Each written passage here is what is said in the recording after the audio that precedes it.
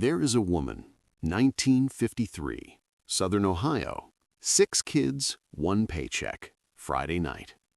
She opens the icebox, 1 quart of milk, half a loaf of day-old bread, a can of tomatoes sitting on a shelf that hasn't been touched since Sunday. She doesn't panic, she doesn't cry, she doesn't call anyone. She just starts cooking. Beat. Music swells slightly. And here is the thing that keeps me up at night. What she made that Friday, with almost nothing, fed every single child at that table. They went to bed warm, they went to bed full, and not one of them thought of it as a poor meal. They thought of it as home. We have been sold a lie about poverty food. We have been taught that cheap means bad, that humble means shameful, that if it didn't come from a restaurant or a grocery store with bright lights and a rewards program, it doesn't count. Pause. It counts. It more than counts. Tonight, we are going back before the frozen aisle, back before the drive-thru, back to 25 dinners that kept this country alive, dinners that fed coal miners, farmhands, factory workers and their children, meals that required no recipe card because every mother in the county already knew how to make them in her sleep. These weren't consolation meals. These were the real thing, and we threw them away the moment we could afford to. Music rises, confident, purposeful. I'm going to count down all 25, and by the time we get to number 1, the single meal that fed more American families during the lean post-war years than any government program ever did, you are going to want to pick up a phone and call your grandmother. If she's still here, call her right now before this video ends. Let's go. Before cereal existed, before granola bars, before anything came in a box with a cartoon on the front, there was bread and milk. A bowl, a few slices of day-old white bread torn into pieces, warm milk poured over the top. Sometimes a pinch of sugar if the week had been kind. That was supper. In farmhouses across Tennessee, Kentucky, and West Virginia, this was the meal that appeared when the money ran out and the week wasn't over yet. Mothers called it a poor supper. Children didn't know the difference. The bread swelled soft in the warm milk, turning the whole bowl into something almost like porridge. A loaf of bread cost 16 cents in 1952. A quart of milk was 21 cents. Dinner for a family of 6, under 50 cents. No one talks about it now, but in 1,000 old farmhouses, this was the taste of getting through. Long before brunch became a lifestyle, before avocado toast and $18 Eggs Benedict, working families across the Midwest were turning a 9-cent can of creamed corn into a hot, filling meal. They'd heat it in a saucepan, season it with salt, scrape a little butter across the surface if there was any left, then pour it thick and steaming over 2 slices of white toast. The toast soaked up the creamy corn liquid and turned almost custardy at the bottom. Children ate it without complaint. It was sweet, warm, filling enough to get through a cold winter evening. The whole thing came together in 5 minutes on a gas burner. This was Tuesday night in the Midwest. Quick, cheap, humble. Today, it doesn't even appear in vintage cookbooks. It was too humble to write down. Before tuna became the default pantry protein, canned salmon was the affordable fish that stretched across working-class kitchens. A tall can of pink salmon, about 25 cents in 1954. Mothers would drain it, remove the larger bones, mix it with cracker crumbs, egg, onion, and a spoonful of mustard, shape it into patties, fry them in a skillet until golden on both sides. The outside crisped into a thin, crackling shell, the inside stayed moist and pink, almost creamy. Served with creamed peas or stewed tomatoes and a wedge of cornbread, salmon patties were a Friday night supper that felt like something you'd order at a diner. Children who refused to eat fish ate these without a second thought. The recipe lived in every women's club cookbook from 1940 to 1965. Then it disappeared almost entirely when canned tuna became cheaper and salmon became something you ordered at restaurants. Farmers called it poor man's steak, mothers called it hamburger gravy, children just called it supper. Ground beef browned in a cast iron skillet with diced onion, a spoonful of flour stirred in to coat the meat, milk poured over slowly until the whole thing bubbled into a thick, savory white gravy with brown beef throughout, poured over a mountain of mashed potatoes. Ground beef cost 43 cents a pound in 1956. A 5-pound bag of potatoes was 29 cents. This fed 6 people for under $1. The gravy soaked into the potatoes so that every bite carried both. It was heavy, filling, deeply satisfying in the way that only food made of starch and fat can be. This appeared on dinner tables from Montana ranch kitchens to Detroit tenement apartments. It has no elegant name. It needed none. Here is a meal that built the American working class and then got erased from it. Salt pork, a piece of heavily cured fatback about the size of a fist, went into a pot of dried navy beans soaked overnight, simmered for 3 to 4 hours until the beans turned soft and the broth became silky with rendered fat and deep pork flavor. A pound of dried navy beans cost about a dime. Salt pork was 12 cents a pound. This pot fed 6 people for 2 days. The beans absorbed the salt, the fat, and the deep cured pork flavor until they tasted like something far more expensive than what they were. Served with creamed pork for sopping, sliced raw onion on the side. Every farm kitchen in the South and Midwest kept a crock of salt pork in the cellar. This was the meal that got people through hard winters, bad harvests, and weeks when the paycheck didn't stretch. Today, it is gone from the American table almost entirely. Nobody talks about what we lost when we stopped making it. In the Depression, a hen too old to lay was too valuable to waste. By the 1950s, stewing hens were still the cheapest chicken you could buy, about 15 cents a pound, compared to 35 cents for a fryer. Mothers simmered them for 2 hours until the meat fell from the bone and the broth turned golden and rich. Then the dumplings went in.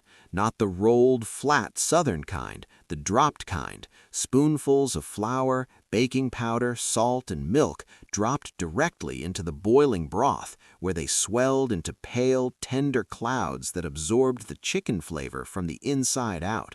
The whole pot thickened into something between a soup and a stew. This was the meal that appeared when someone was sick, when a neighbor had a death in the family, when the weather turned cold and nothing else would do. It was care made edible. Across the mountains south, this was not a side dish. This was the meal. A pot of pinto beans started the night before, soaked, then simmered all day with a ham hock or a piece of salt pork, seasoned with nothing but salt, pepper, and thyme. By supper time, the beans had broken down at the edges, thickening the pot liquor into a rich, dark broth that tasted nothing like the canned beans sold in supermarkets today. Cast iron skillet cornbread baked while the beans simmered. You crumbled the cornbread directly into the beans. You ate from a single bowl. In parts of Kentucky and Tennessee, this dinner appeared 5 or 6 nights a week for families who could afford nothing else. The beans cost 8 cents a pound. The ham hock was a scrap the butcher practically gave away. This meal built generations of Americans who worked in coal mines and textile mills and never asked for anything fancy. They didn't need fancy. They had this. If salt pork and beans was the everyday meal, navy bean soup with the leftover ham bone was the Sunday luxury.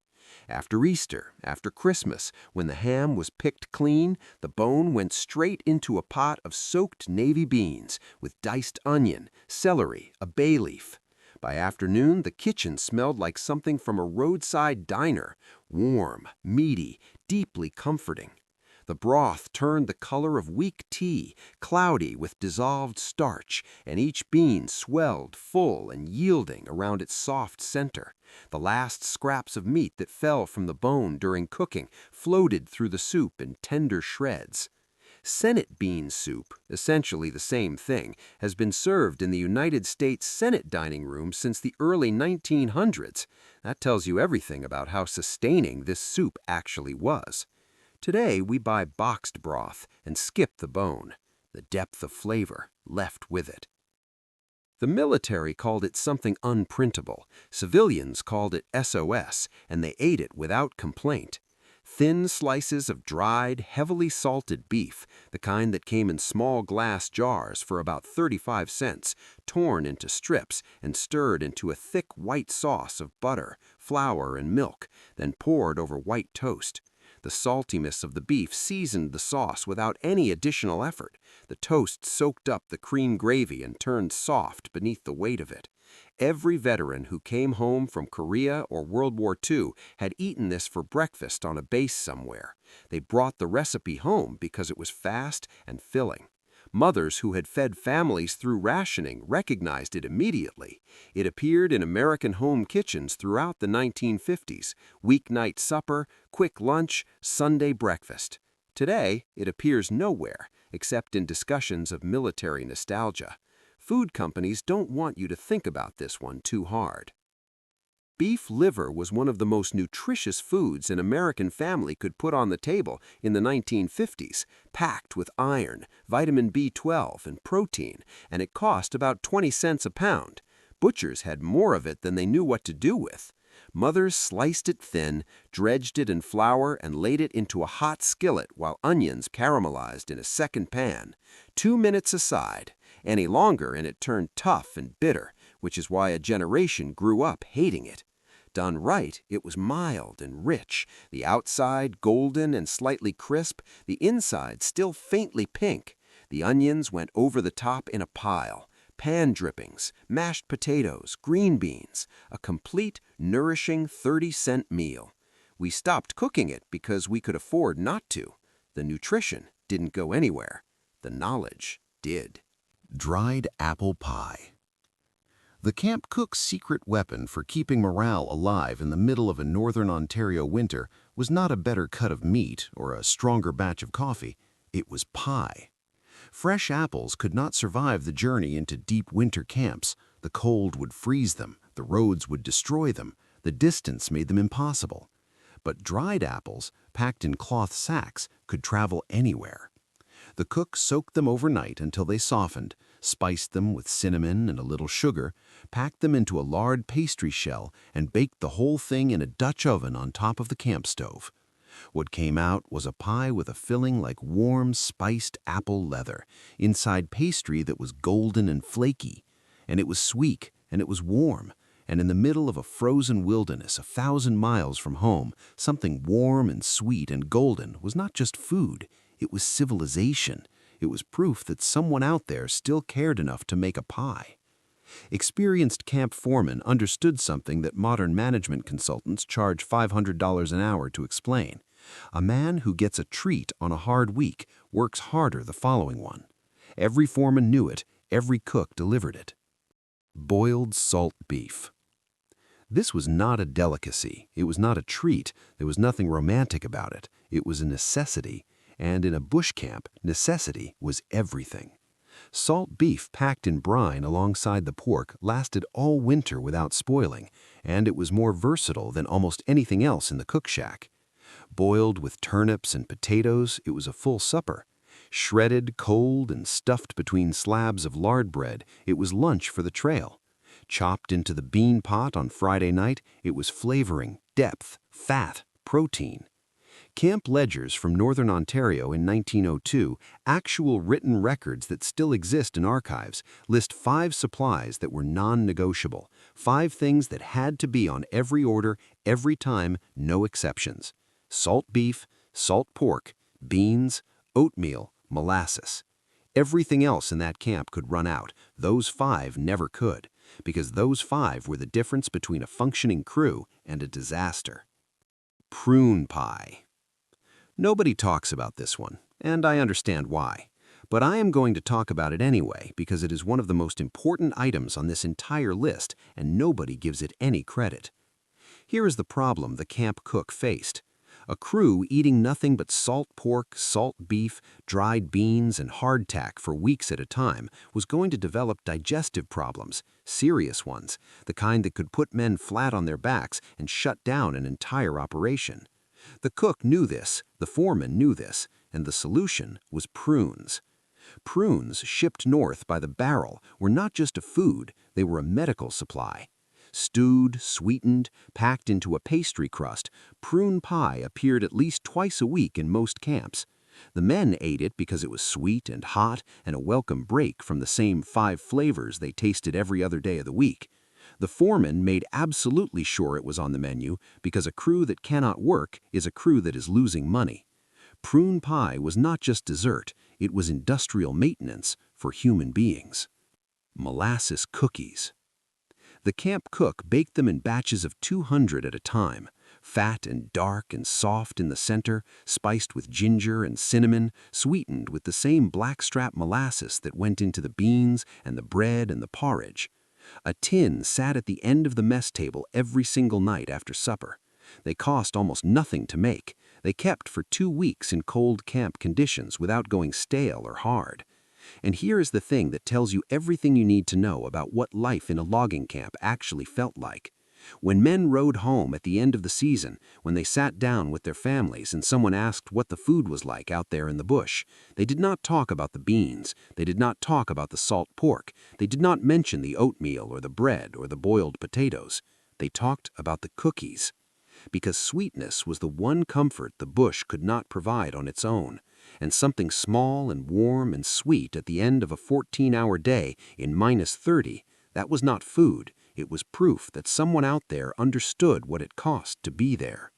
Number 13. Pork scraps and crackling. Nothing went to waste in a bush camp kitchen. Nothing.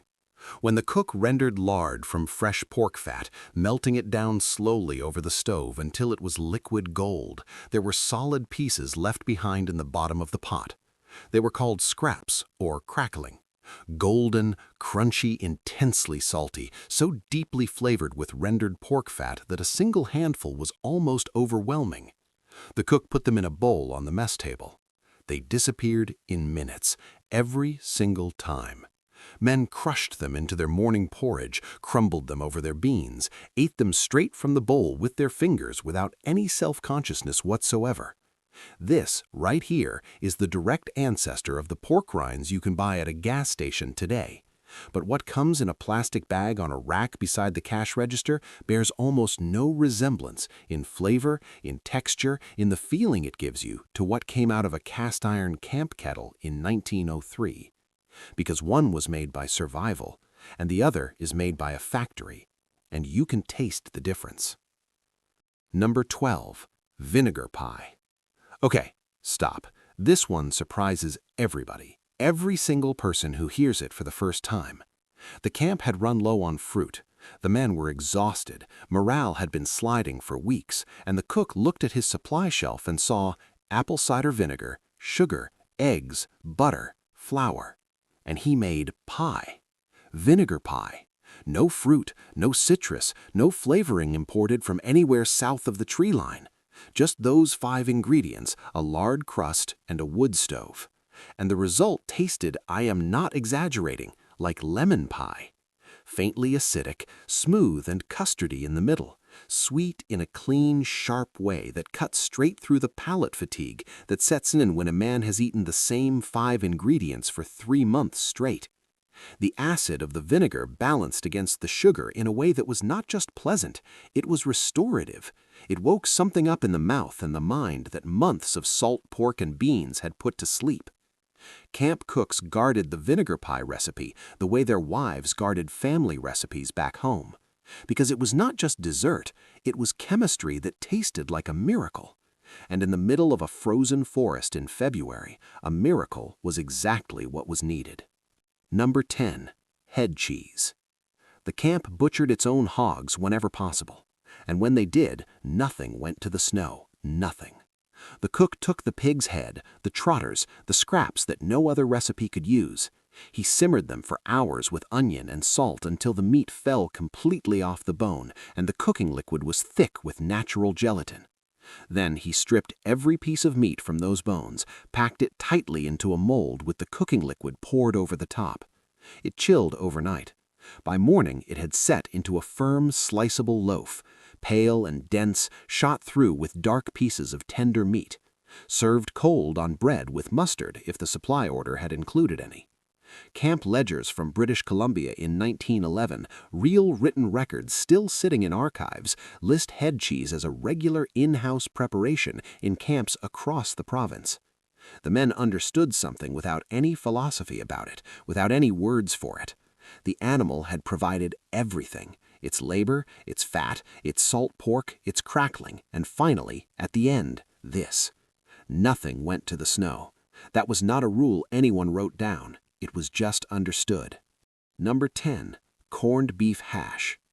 When the railway came close enough to reach the camps, when supply lines shortened and tin cans became a real option, one product changed camp cooking overnight: tinned corned beef. Mixed with diced potatoes and pressed into a cast-iron pan and fried until the bottom crisped up dark and salty and almost caramelized. Corned beef hash was the fastest hot meal a camp cook could produce. On days when the crew came in later than expected, when the weather had slowed everything down, when men came through the cook shack door wet and cold and past the point of patience, hash was the answer. 20 minutes from a cold pan to a hot plate. A full case of tinned corned beef cost about $3 in 1912, enough to serve 30 men a full supper. For one cook alone, managing 3 meals a day for 60 men, starting at 4 in the morning and finishing after the supper dishes were done at 9 at night, 20 minutes mattered enormously. It mattered enormously. Number 8. Flapjacks on Sunday morning. Every other morning of the week, breakfast was oatmeal, the same gray, heavy, silent, practical bowl of oatmeal. But Sunday was different. Sunday morning in a logging camp was the one morning that belonged to the men rather than to the timber. And the cook's answer from Nova Scotia to the coast of British Columbia was flapjacks. Thick batter ladled onto a greased griddle in rounds the size of a dinner plate, stacked 5 or 6 high on each man's tin plate. The molasses jug passed from hand to hand around the table. Men poured molasses until it ran off the edges and pooled on the table itself, and nobody cared. They ate 8, 9, 10 flapjacks each, sitting in the warm cook shack with no axe in their hand and no foreman watching the clock. It was the one morning of the week when nobody talked about getting back to the timber, when the meal lasted longer than it needed to, when men sat after the plate was empty and just stayed. This, right here, is the direct ancestor of the pancake breakfast that exists at every church hall, every arena fundraiser, every maple syrup festival in this country today. You are still eating the logging camp's Sunday morning. You just don't know it. Tourtière, bush style. This one belongs to Quebec, and only to Quebec. It never fully crossed the provincial line. It never needed to. The classic tourtière, that deep dish spiced meat pie that sits at the center of every Quebec Christmas table in this country, did not originate in a restaurant or a cookbook. It originated in the habitat farmhouses that supplied the early logging camps north of the Ottawa River. When it traveled north with French-Canadian lumberjacks in the 1870s, it adapted, the way all camp food adapted, to what was actually available. Fresh pork when it was there, salt pork when it wasn't, wild game when the foreman permitted hunting and a man was lucky enough to bring something back, ground coarsely, mixed with cinnamon, cloves, and allspice in proportions that varied from cook to cook and camp to camp. Packed into a deep lard crust, baked until the pastry turned golden and the smell filled every corner of the cook shack. Food historians have traced the spread of tourtière across Quebec directly, not to a restaurant, not to a famous chef, not to a cookbook, but to the logging camp. The men took the recipe home at the end of the season, handed it to their wives, watched it move from kitchen to kitchen, from village to village, from generation to generation. The dish belongs to the whole province now, but its roots are in a cook shack north of the Ottawa River in the middle of a winter that most people today could not survive for a week. Across the mountains south, this was not a side dish. This was the meal. A pot of pinto beans started the night before, soaked, then simmered all day with a ham hock or a piece of salt pork, seasoned with nothing but salt, pepper, and thyme. By supper time, the beans had broken down at the edges, thickening the pot liquor into a rich, dark broth that tasted nothing like the canned beans sold in supermarkets today. Cast-iron skillet cornbread baked while the beans simmered. You crumbled the cornbread directly into the beans. You ate from a single bowl. In parts of Kentucky and Tennessee, this dinner appeared 5 or 6 nights a week for families who could afford nothing else. The beans cost 8 cents a pound. The ham hock was a scrap the butcher practically gave away. This meal built generations of Americans who worked in coal mines and textile mills and never asked for anything fancy. They didn't need fancy. They had this. If salt pork and beans was the everyday meal, navy bean soup with the leftover ham bone was the Sunday luxury. After Easter, after Christmas, when the ham was picked clean, the bone went straight into a pot of soaked navy beans with diced onion, celery, a bay leaf. By afternoon, the kitchen smelled like something from a roadside diner, warm, meaty, deeply comforting. The broth turned the color of weak tea, cloudy with dissolved starch, and each bean swelled full and yielding around its soft center. The last scraps of meat that fell from the bone during cooking floated through the soup in tender shreds. Senate bean soup, essentially the same thing, has been served in the United States Senate dining room since the early 1900s. That tells you everything about how sustaining this soup actually was.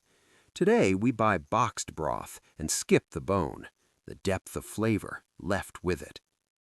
The military called it something unprintable. Civilians called it SOS, and they ate it without complaint.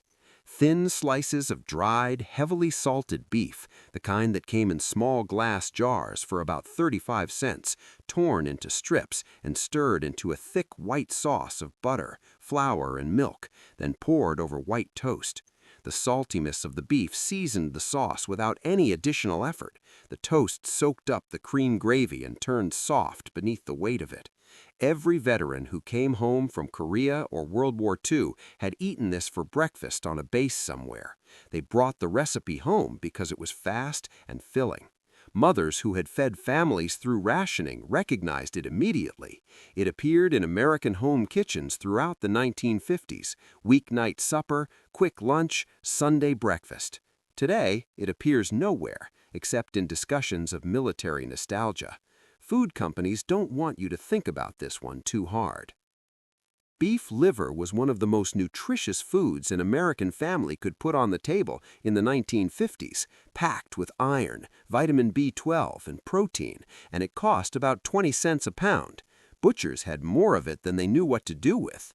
Mothers sliced it thin, dredged it in flour, and laid it into a hot skillet while onions caramelized in a second pan.